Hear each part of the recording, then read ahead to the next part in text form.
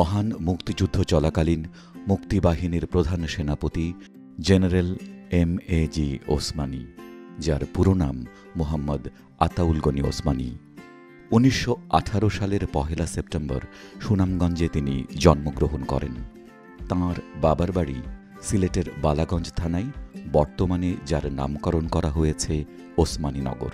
তার বাবা খান বাহাদুর মফিজুর রহমান একসময় ছিলেন সুনামগঞ্জের এসডিও। বাবার চাকুরির সুবাদে ওসমানীর শৈশব কৈশোর কেটেছে বিভিন্ন জায়গায়।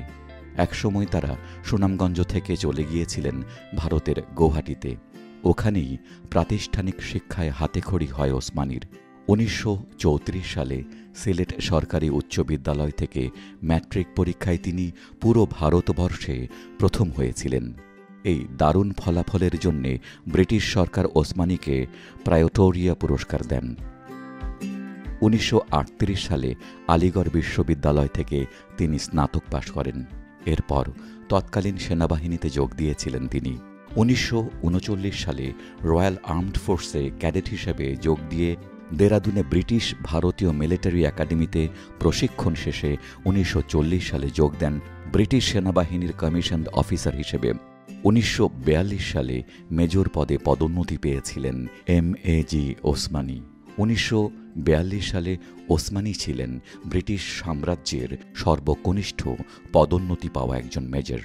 দেশ বিভাগের পর ১৯৪৭ সালে ৭ অক্টোবর ওসমানী যোগ দেন পাকিস্তান সেনাবাহিনীতে।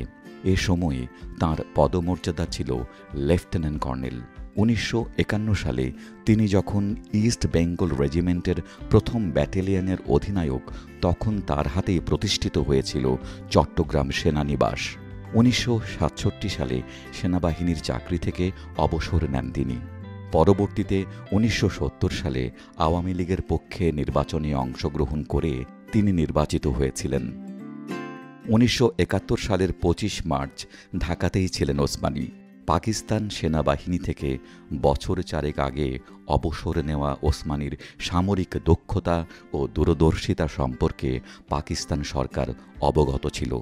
তাই ওই রাতেই ওসমানীকে হত্যার চেষ্টায় হন্যে হয়ে খোঁজে পাক বাহিনীর এক কমান্ডো।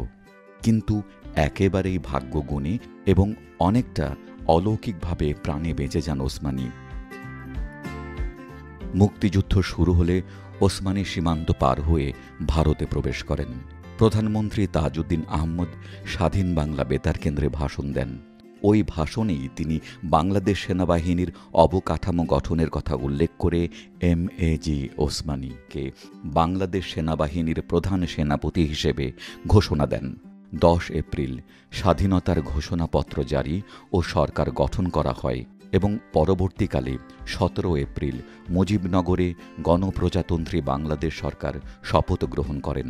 ১৯৭১ সালের ১৭ এপ্রিল গঠিত হয় মুজিবনগর সরকার এবং মুক্তিবাহিনীর সেনাপ্রধান হন এম.এ.জি. ওসমানী। তার নির্দেশনা অনুযায়ী সমগ্র বাংলাদেশকে ১১টি সেক্টরে ভাগ করা হয় এবং প্রতিটি সেক্টরের সেক্টর কমান্ডার হিসেবে এক একজন সেনাবাহিনীর অফিসারকে নিয়োগ দেয়া হয়। মুক্তিযুদ্ধে বিজয়ের পর ১৯৭১ সালের ২৬শে ডিসেম্বর তাকে বাংলাদেশের আর্মড ফোর্সের জেনারেল পদে নিয়োগ দেয়া হয়। ১৯৭২ সালে দায়িত্ব থেকে অবসর নিয়ে তিনি মন্ত্রিসভায় যোগ দেন। অভ্যন্তরীণ নৌযোগাযোগ, জাহাজ ও বিমান মন্ত্রণালয়ের মন্ত্রী হিসেবে ১৯৭৩ সালের মার্চে স্বাধীন বাংলাদেশে প্রথম সাধারণ নির্বাচন অনুষ্ঠিত হয়। এই নির্বাচনে ওসমানী তাঁর নিজের এলাকা থেকে অংশ নেন এবং নির্বাচনে অভাবনীয় সাফল্য লাভ করেন। ১৯৭৩-এর নির্বাচনে ওসমানী ৯৪% ভোটে জয়ী হয়ে ডাক, তার টেলিযোগ, অভ্যন্তরীণ নৌযোগাযোগ, জাহাজ ও বিমান মন্ত্রণালয়ের দায়িত্ব নেন। তবে ১৯৭৪ সালের মে মাসে মন্ত্রিসভা থেকে পদত্যাগ করেন তিনি। ১৯৭৫ সালে সংবিধানের ৪র্থ সংশোধনীর মাধ্যমে একদলীয় বাকশাল ব্যবস্থা প্রবর্তন করা হলে তিনি সংসদ সদস্যপদ এবং আওয়ামী লীগের সদস্যপদ ত্যাগ করেন। সে বছর ২৯শে আগস্ট খন্দকার মোস্তাক আহমেদের প্রতিরক্ষা বিষয়ক উপদেষ্টা পদে নিয়োগ পান। তবে ৩রা নভেম্বর জেল হত্যার ঘটনার পর তিনি পদত্যাগ করেন। ১৯৭৬ সালে ওসমানী জাতীয় জনতা পার্টি নামে একটি নতুন রাজনৈতিক দল গঠন করেন। 1978 ও 1981 সালের প্রেসিডেন্ট নির্বাচনেও তিনি অংশগ্রহণ করেন। একসময় ক্যান্সারে আক্রান্ত হন তিনি। চিকিৎসার্থে লন্ডন থাকাকালীন 1984 সালের 16 ফেব্রুয়ারি এম.এ.জি. ওসমানী পৃথিবীর মায়া ত্যাগ করেন। তাঁকে পূর্ণ সামরিক মর্যাদায় নিজ জেলা সিলেটে সমাহিত করা হয়। তাঁর স্মরণে ঢাকায় গড়ে উঠেছে ওসমানী উদ্যান এবং ওসমানী মেমোরিয়াল হল। এছাড়াও তাঁর সিলেটের নিজ বাসভবনকে পরিণত করা হয়েছে জাদুঘরে। সরকারি উদ্যোগে সিলেট শহরে তার নামে প্রতিষ্ঠা করা হয়েছে একটি মেডিকেল কলেজ, হাসপাতাল ও আন্তর্জাতিক বিমানবন্দর। জেনারেল ওসমানীর নামে প্রবর্তিত হয়েছিল ডাক টিকিটও। আজ 1 সেপ্টেম্বর জেনারেল এম.এ.জি. ওসমানীর 106তম জন্মদিনে এনিগমা টেলিভিশনের পক্ষ থেকে রইল বিনম্র শ্রদ্ধা।